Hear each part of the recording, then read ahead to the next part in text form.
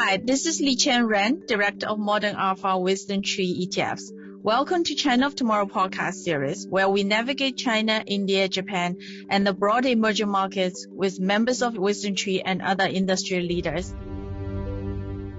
Hi, today is April 14th, 2025. It's really interesting time. I don't know how history is going to look back to us, but I'm pretty sure April 2025 will have a chapter in U.S. and Chinese history. I don't think you can escape the headlines. Even my kid, who's only 11, comes home and asks, how's the trade war going? I think they sometimes hear parents playing on their radio and couldn't really understand what's going on. And for them, it's like a little bit like a game, actually, because it's not real war, but it indeed has really significant consequences for everybody's life. I think I don't need to get into the details of it. I think anybody who's paying news nowadays, if you're in the US or in China, probably heard some big picture. I'm going to focus on really two things. The U.S. China tariff war, you can call it a trade war, and then the U.S. opened up another front, which is decoupling from Chinese companies listed in the U.S. And I'll go in a little bit in each of them. I think the first one is U.S. putting significant tariffs on the rest of the world, but significantly more on China. And the funny thing is that U.S.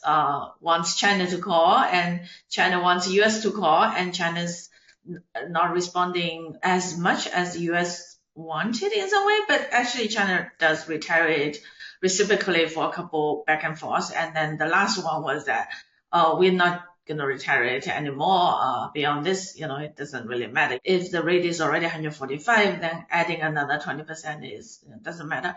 But later on, US has some exemptions over the weekend for iPhone, semiconductors, those products. Actually, I think most of the narrative is somewhat not quite on target. It's not really US is dependent on China on those iPhones. In some way, it's really actually showing that the Chinese margin on those products is actually very low. Like, I think there are a lot of studies that show that, for iPhone, $1,000, China make maybe like $20 of it. Most of those profits go to US firms. And then if you're putting a significant tariffs on it, actually American firms and American consumers are much more likely to pay for it. Because there's no other substitute, right? Like most people buy iPhone, you're not able to, quickly get the iPhone or something else, not iPhone. So again, all this is economic analysis. You'll see a lot of economists who are tweeting about it. But I do want people to really understand that some of the emotional tweets are not necessarily reflective of what's really behind a lot of this tariff situation between U.S. and China. On my Twitter feed, I did give a prediction for 4 days ago that U.S. and China will reach a deal, even though I understand in the U.S. there are very, very strong emotions from some people who says absolutely decoupling. And then from China, you have very absolute, there's a fraction of very strong sentiment of, hit it back, do not compromise with the U.S. But I actually think that cool heads will prevail. President will realize that they can only do so much in 3 months. And so they're likely going to make a deal and then fight the war another day. Now, I could be wrong. So in the next 3 months, we'll revisit whether my prediction is right or wrong, and I admit mistakes if I'm wrong. On the second front, that's I think is coming is more decoupling in the financial markets. So there are a lot of Chinese firms that's listed in the U.S. And U.S. has, if you ever remember, 2 years back, there was a lot of accounting, like a lot of Chinese firms, their auditing is not necessarily to the standards of the U.S. And then I think that's where a lot of talk at that time of Chinese firms delisting And actually that thing was solved amicably. Um, China hold out for a long time of auditing data has to stay within mainland, but later on, both sides found a solution. You can say whoever caved or what. I don't think this value judgment actually makes much sense, particularly for people like me whose job is really to come up with a good analysis. You know, your anybody's individual opinion doesn't really matter much. Whatever you think, you know, the market probably only care about what President Trump thinks, not what we think. So I think, so on that front, during the first battle, there were a lot of Chinese firms now have dual listings in Hong Kong. And at that time, even though that issue was solved, actually, as a recommendation to our own China X state-owned index, I've you know, worked internally to make sure that we don't trade U.S. listed companies as little. We don't trade as much. So we've moved all the trading to Hong Kong if they have dual share.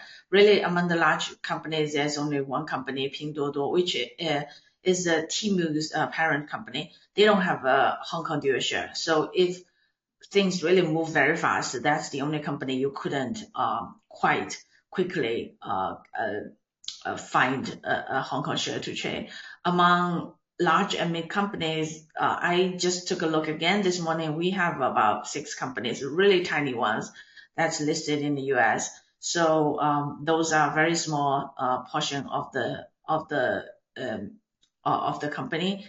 So I will say for large and mid Chinese companies that's listed in the U.S., there are alternatives, and even if the U.S. went very strong quickly, it's pretty easy to change the trading from one to the other. And I think the companies will probably work to make sure you can get the Hong Kong share. So for large mid companies, a typical person who invests in China, there's really not much worry. I think the worry is a little bit more on the small cap companies. So for example, a lot of biotech companies that's a small cap and raise capital in the US because the valuation is higher in the US.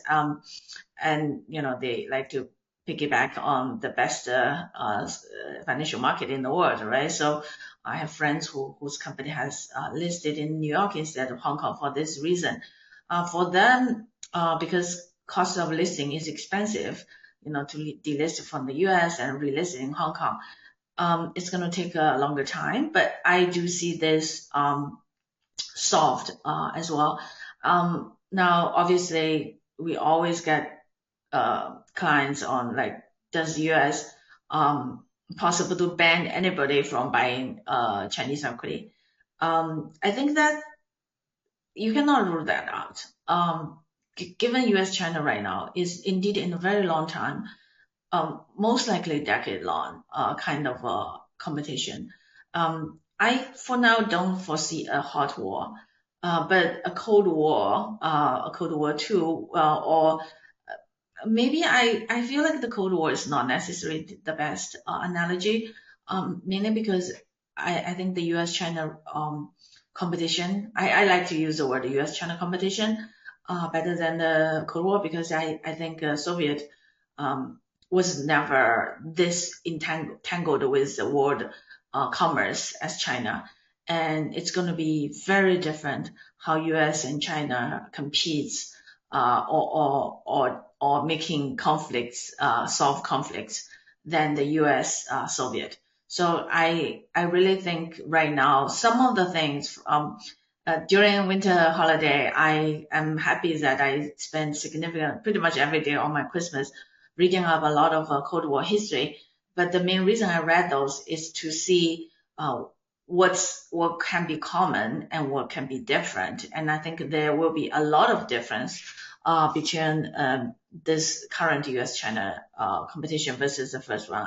For example, just one simple thing, which now is pretty clear. I think commerce was never a strength of the Soviet. but it is something China actually hold a card. So I think that was something which we have to be very realistic, and where China can do and cannot do. But another thing, for example, U.S. Being the really the center of world financial market, being the much more uh, a much more freer society. A lot of these strengths of the U.S. That helps the U.S. Compete in the First World Cold War, I think is still between U.S. and China. U.S. still have that advantage. The other advantages is the same. U.S. is very geographically fortunate. It doesn't really have bad neighbors. A bad neighbor in the sense that U.S. doesn't have to spend time and resources to deal with neighbors because it's protected by both oceans. While in China, it has a huge number of neighboring countries that it has to deal with. That's going to take its focus away. So again, there are a lot of advantages the U.S. has. There are also a lot of advantages China has, and I think we have to be very realistic in assessing it. So, for example, when the Liberation Day, when this whole trade war starts, you hear a huge amount of social media saying, "Oh, China is just gonna, have to meet the U.S. demands, devalue currency 20%." Now we are seeing it like, no, China is not doing any of this. Actually, on some of the, it's making U.S. Tying its only hand a little bit, because U.S. went so fast and furious, not against China, but also against all its allies. And also some of the narrative on the other hand, saying like, oh, China will never negotiate. Chinese people used to eat grass. I will say in some way, yes, the Communist Party, I cannot stress enough for if you want to be realistically compete with China, there are a few things you want to get it right. And one of the things is that China, the party, enjoys broad support. Now, obviously, if you just stay in here, reading the headlines, you will feel that the party is in so much conflict with the people. That's not the right approach when dealing with China. China's Communist Party not has done things that make local people's life better, and as a return, their support is pretty broad. So I think this sometimes people don't like to hear about this. But if you want to be realistic, and then when you want to understand the opponent, so I think it's true. China will take the pain. They are much more, as Professor Siguen, which I very much agree that in one of his office hours, China is used to austerity type of economy, while U.S. is much more likely that need that if U.S. faces a recession risk, U.S. gonna have to walk a little bit back. So again, based on all this, my assessment is that U.S. China will reach a deal. And I think probably that's also why the sentiment generally right now is still pretty okay, considering U.S. China is in the war. In terms of, I know that U.S. dollar has lost some value, but actually against Chinese currency, it's about the same. So as you can see here is another area, both U.S. China are somewhat even. China has some advantage because it's capital control. When you have capital control, it's easier to manipulate.